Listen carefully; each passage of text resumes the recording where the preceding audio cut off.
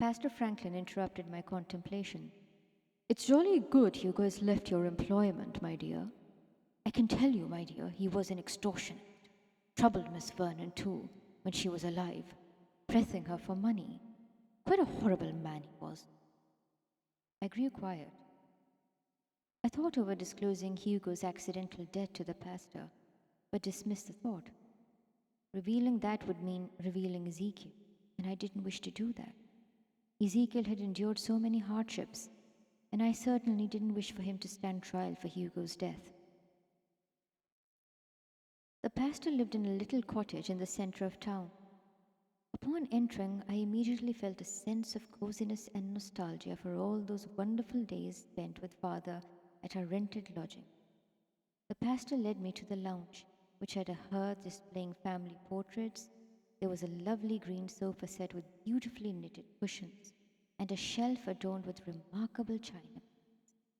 There was so much warmth and love radiating from this little cottage.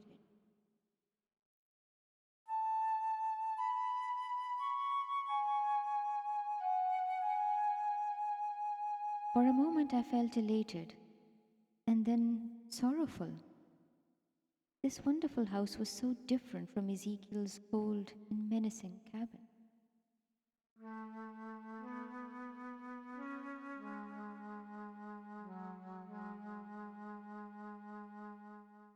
The pastor seated me and called out to his son excitedly. A few moments later, Gareth entered the lounge and froze. His round eyes sparkled with joy, and a subtle smile crept onto his lips.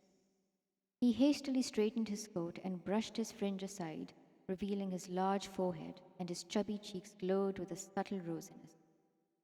Eleanor, it is so lovely to have you at our home. I'm so honored. We are so privileged.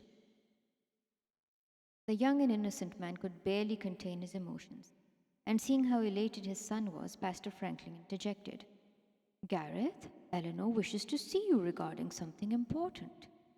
He looked at Gareth, then at me inquiringly. Gareth and I exchanged glances, and I stuttered, But before I could concoct a story, Gareth did it for me. Father, I was strolling near the cliffs a few weeks ago, admiring the sea, when I heard a scream.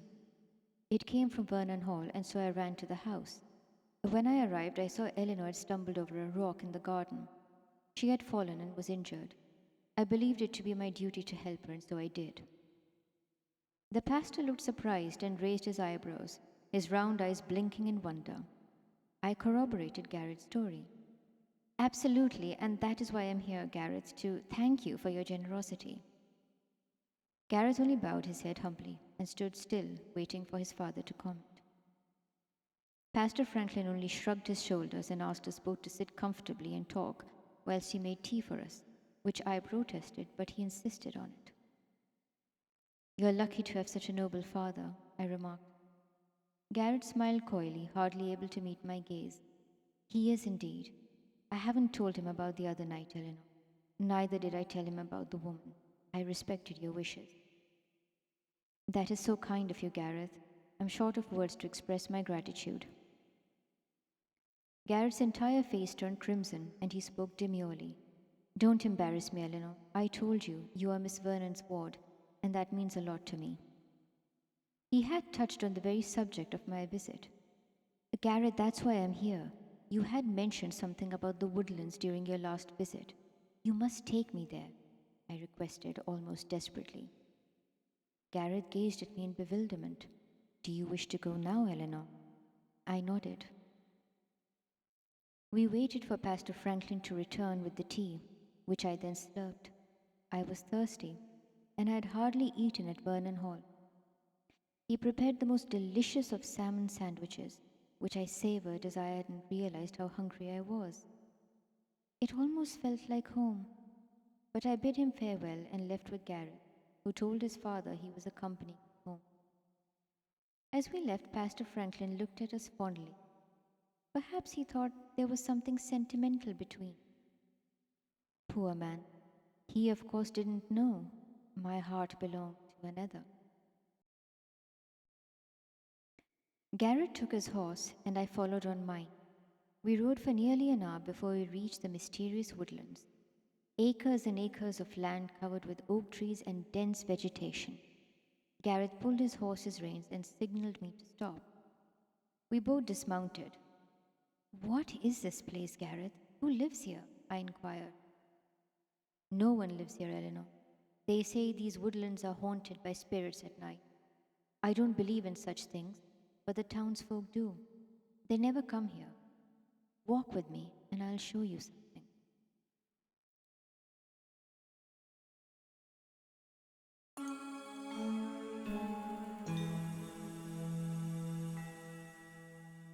We walked for nearly half a mile before Gareth paused. He stomped his shoes and remarked, "This is the site. I'm sure of it. Here, under this large oak tree. This is where I saw them. Oh God, it was years ago. I was only a small boy." A gloom overcame his chubby face. There was a prevailing sense of unease. I whispered, "Gareth, what did you see as a little boy? Tell me." Gareth pointed to the soil beneath the oak tree and proclaimed, "Someone's buried here. I don't know whom, but I saw a man with a shovel. As he buried the body, Miss Vernon knelt beside the grave and wept." My heart fluttered with terror, and my head grew heavy with this haunting revelation. "Who was he, Gareth? Did you see him? Was it Hugo?" I inquired nervously. Gareth thought hard. He touched his forehead as if he were traveling back in time mentally, but he shook his head. No, I don't know who the man was, Eleanor. But the question is, whom did they bury here?" "Does your father know?" I asked. He shook his head again. "I was a little boy, Eleanor. I couldn't tell him. I never told father I played in the woodlands. He would be angry with me. He always admired Miss Vernon so ardently. How could I tell him this most gruesome secret?" I felt dizzy, and everything vacillated before my eyes. The trees, Gareth, the sounds of the birds and wind faded, and I realized I was about to lose consciousness when Gareth suddenly patted my back.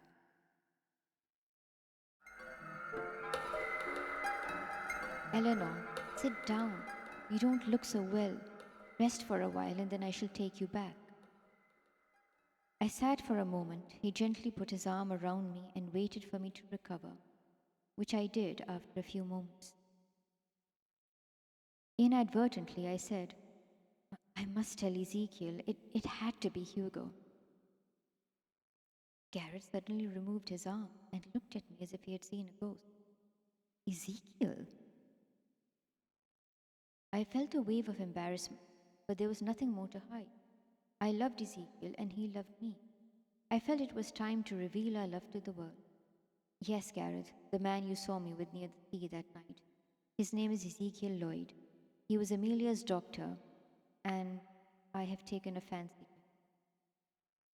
I tell him everything, so I must inform him of this revelation." Gareth's jaw dropped, and he looked aghast. "Ezekiel Lloyd? Eleanor, there is no such person as Ezekiel." "Of course there is, Gareth. You just don't know him." I grew angry and rose, and Gareth rose too.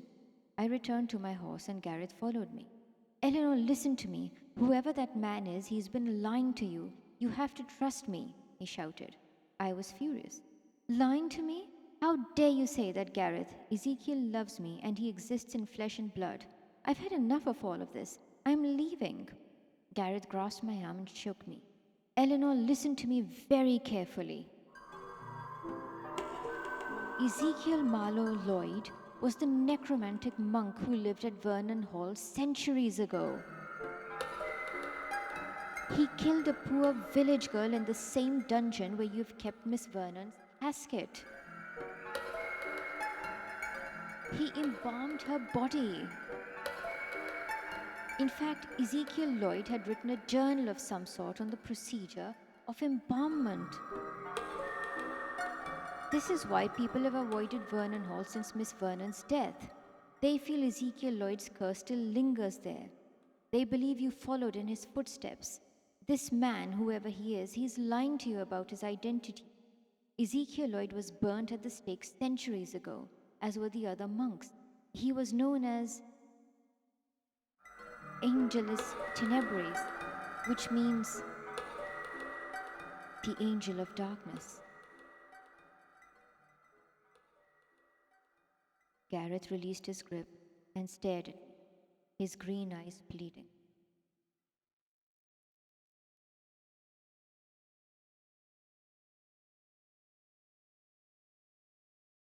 I recalled the initials on the embalmment journal I had unearthed in the treasure chest. E.M.L.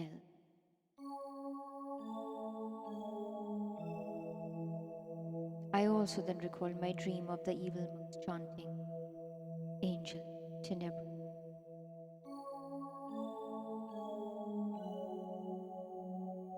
Was Gareth right after all? My heart was gripped by fear and a deep sense of foreboding.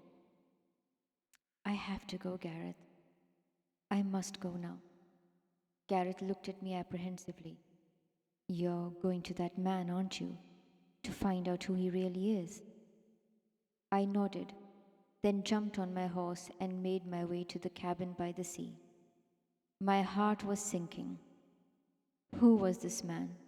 Who was this man I was so passionately in love with? Who was Ezekiel Lloyd?